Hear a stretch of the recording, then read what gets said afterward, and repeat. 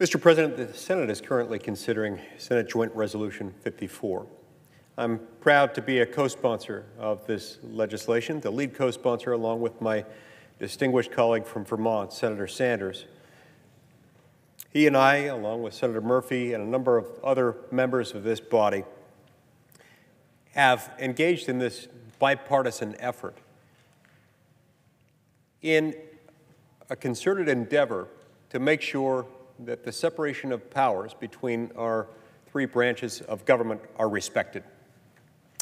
Mr. President, there is perhaps no more morally significant decision made in government than the decision to go to war.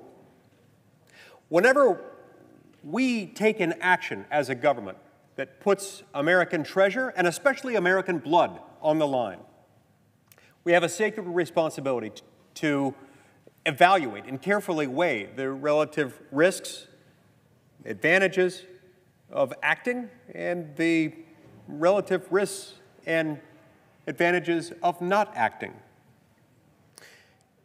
To make sure that that kind of analysis takes place, the Founding Fathers wisely put this power squarely within the branch of government most accountable to the people at the most regular intervals, in the Congress. This was a big break, a big distinction between our former national government based in London, where the chief executive, the king, had the power to commit troops to war without going to Parliament. Alexander Hamilton explained this principle in Federalist Number 69. He explained that it was no accident that this power was put in the hands of Congress. Now, to be sure, the power Congress has to declare war means more than simply to state something in the abstract. It's something that has to happen before we put American blood and treasure on the line. It's something that should never happen in the absence of some type of dire emergency, some set of exigent circumstances where the President must protect the United States of America from an imminent attack. It needs to be declared by Congress. This isn't just a mere formality. This is the only thing that guarantees that this is a government of the people, by the people, and for the people. It's the only thing guaranteeing that we will actually have a debate about the relative merits of the conflict in question. There are a number of reasons why. In addition to the fact that there is an obvious economic expense associated with war, there is a tremendous human cost associated with war. On our side, on the side of those among whom we might be fighting, and on the side of those against whom we might be fighting. This particular conflict in Yemen provides one of many examples of the moral perilousness associated with war, of the many moral questions brought about as a result of war. We're involved in a conflict half a world away. We're involved in providing targeting assistance, mid-air refueling, reconnaissance, surveillance. We're involved in this conflict as co-belligerents. As we are involved in that, we're responsible in one way or another, not only for the American lives that might one day be directly implicated in this conflict more than they are today, because we know how wars go, we know how they tend to spread, we know how once we put the good name of the United States of America on the line, we're understandably reluctant to walk away from it because of what that might say to the rest of the world. But in order to make it legitimate, in order to make that decision authentic, in order to make it sustainable, it has to be done in the appropriate way, which means it first has to go to Congress. Now, many of my colleagues will argue, and in fact, some of them have argued just within the last few minutes, that we're somehow not involved in a war in Yemen. My distinguished friend and colleague, the senator from Oklahoma, came to the floor a little while ago, and he said, we are not engaged in direct military action in Yemen. Let's peel that back for a minute. Let's figure out what that means. I'm not sure what the distinction between direct and indirect is here, maybe in a very technical sense, or under a definition of warfare or military action It's long since been rendered outdated. We're not involved in that, but we are involved in a war. We're co-belligerents. The minute we start identifying targets, or as Secretary James Madison put it about a year ago in December of 2017, the minute we're involved in the decisions involving making sure that they know the right stuff to hit, that's involvement in a war. And that's pretty direct. The minute we send up U.S. military aircraft to provide mid-air refueling assistance for Saudi jets en route to bombing missions, to combat missions on the ground in Yemen, that is our direct involvement in war. Now, if you don't agree with me, ask any one of our armed services personnel who are involved in this effort. I would imagine, Mr. President, they would beg to differ. I would imagine, Mr. President, that the parents, the children, the family members, the loved ones of these brave men and women who have been involved in this effort would beg to differ when told that we're not involved in a war in Yemen. In any event, regardless of how you define war, regardless of what significance you might attach to direct versus indirect military involvement in a civil war half a world away, it still triggers the constitutional requirement that Congress, and not merely the President, decide that we're going to get involved in this war. Now, look, I understand there are some competing powers in the Constitution. It was set up deliberately that way. And there is some arguable gray area between, on the one hand, the outer limits of the President's executive authority as the Commander-in-Chief of the Armed Forces, and on the other hand, the power enjoyed exclusively by Congress to declare war. Because there is some gray area, some matters on which people of reasonable minds might disagree as to where a war begins, Congress several decades ago adopted the War Powers Act in an effort to try to delineate the respective powers of these branches. Congress decided, among other things, that it would be significant anytime we got involved in hostilities. Now, many of my colleagues will argue, and many of them have argued, this very day, in fact, that we are not involved in hostilities in Yemen, and therefore the War Powers Act is not triggered. Yeah, there are a couple of problems with that argument. One, it's just categorically untrue for the reasons I mentioned a minute ago. We're helping them get to the bombing site. We're telling them what to bomb, what to hit, what to take out. That's rather direct involvement in war. Increasingly these days, our wars are high-tech. Our wars very often involve cyber activities. They involve reconnaissance, surveillance, target selection, mid-air refueling. It's hard, it's in many cases impossible to fight a war without those things. That is what war is. Many of my colleagues, in arguing that we're not involved in hostilities, rely on a memorandum internal within the executive branch of the U.S. government, issued in 1976, providing a very narrow, unreasonably slim definition of the term hostilities. They define hostilities in a way that might have been relevant, might have been accurate, perhaps in the mid-19th century. But, Mr. President, we no longer live in a world where you've got a war as understood by two competing countries lined up on opposite sides of a battlefield, engaged in direct exchanges of fire, one against another, at relatively short range. War encompasses a lot more than that. War certainly encompasses mid-air refueling, target selection, and surveillance and reconnaissance of the sort that we're undertaking in Yemen. Moreover, separate and apart from this very narrow, unreasonably slim definition of hostilities, as determined by this internal executive branch document from 1976 containing the outdated definition, we ourselves, under the War Powers Act, don't have to technically be ourselves involved in hostilities It is triggered so long as we ourselves are sufficiently involved with the armed forces of another nation, when those armed forces of another nation are themselves involved in hostilities. And I'm speaking of course here, Mr. President, in reference to the War Powers Act provisions codified at 50 U.S.C. Section 1547C. For our purposes here, it's important to keep in mind what that provision says. It says, for purposes of this chapter, under the War Powers Act, the term introduction of United States Armed Forces includes the assignment of members of such armed forces to command, coordinate, participate in the movement of, or accompany the regular or irregular military forces of any foreign country or government when such military forces are engaged or there exists an imminent threat that such forces will become engaged in hostilities.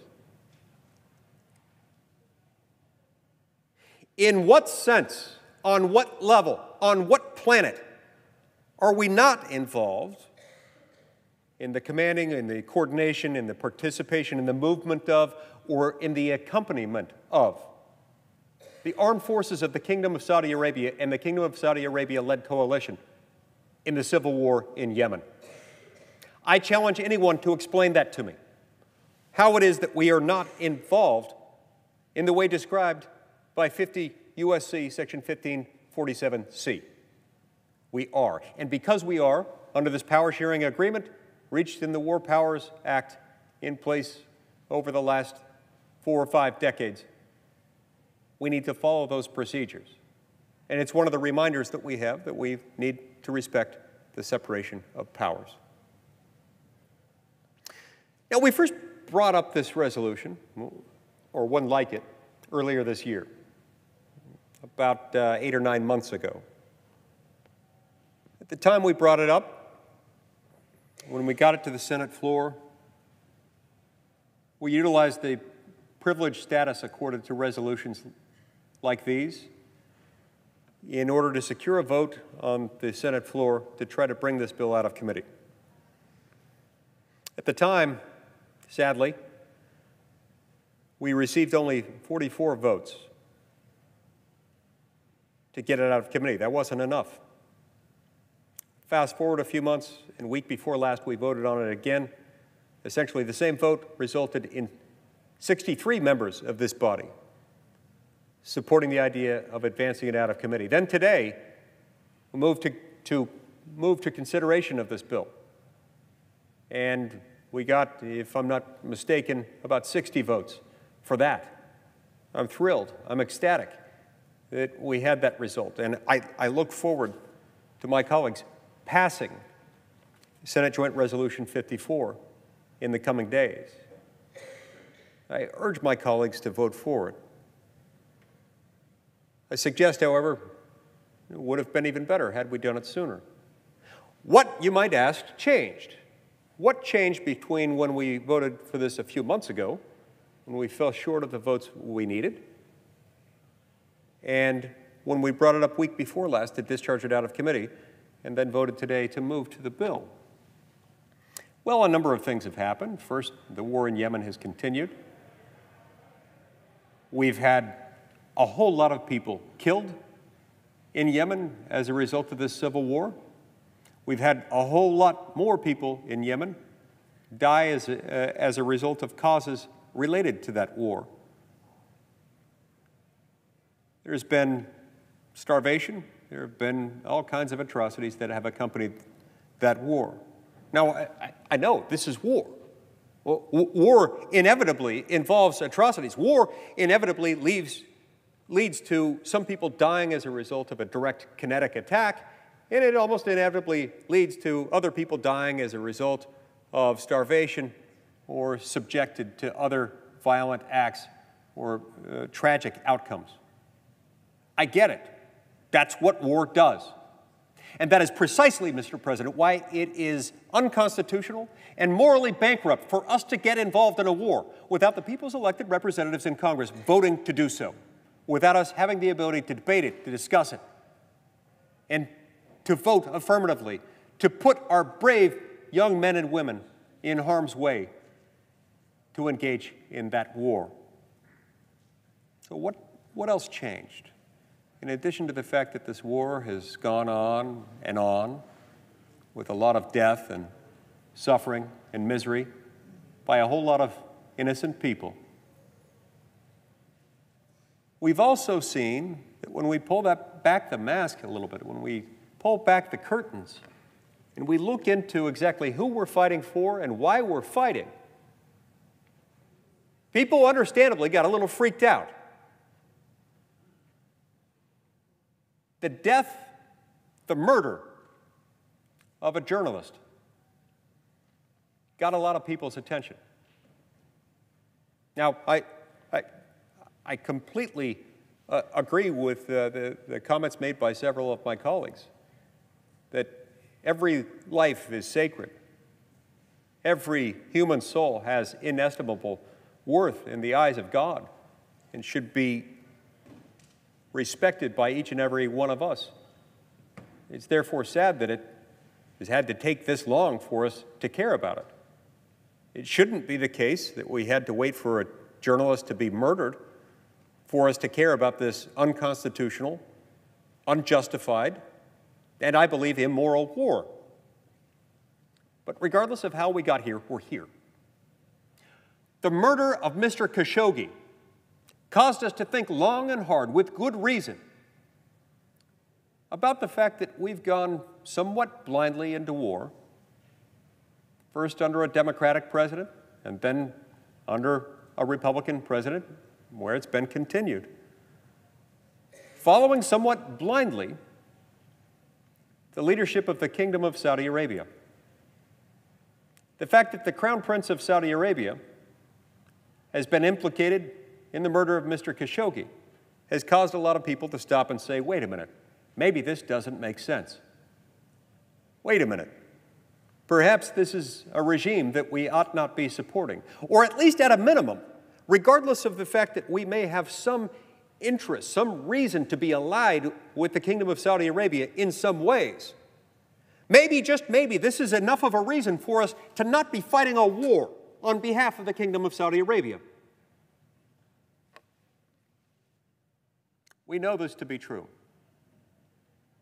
Those of us who serve in this body or who serve down the hall in the U.S. House of Representatives know something very significant. That if we went to almost any one of our constituents in any part of the country and we asked them, why should the United States of America, the greatest military power, the greatest republic, arguably the greatest civilization the world has ever known, why should we be putting American blood and treasure on the line to fight as co-belligerents in a civil war half a world away in Yemen? If we ask that question, we know that 99 times out of 100, perhaps 999 times out of 1,000, we know that that would not result in a confident answer. We know that it would result in an answer full of uncertainty, ambiguity, grave concern, and well-justified fear for the fact that we're involved in somebody else's civil war, in a civil war in which we have no business fighting, in a civil war in which we have blindly followed the Kingdom of Saudi Arabia into conflict. This, Mr. President, is our decision to make. That war, Mr. President, results in bloodshed, in the shedding of blood that will be on our hands if we fail to exercise our constitutional prerogatives under a system of government in which we've taken an oath to uphold, protect, and defend the Constitution of the United States. I hope and expect that we will do our duty. I hope and expect that we will respect the lives of those who put their lives on the line to protect us. I urge my colleagues with all the emotion, all the passion I'm capable of summoning to vote for and pass Senate Joint Resolution 54. Thank you, Mr. President. I yield the floor.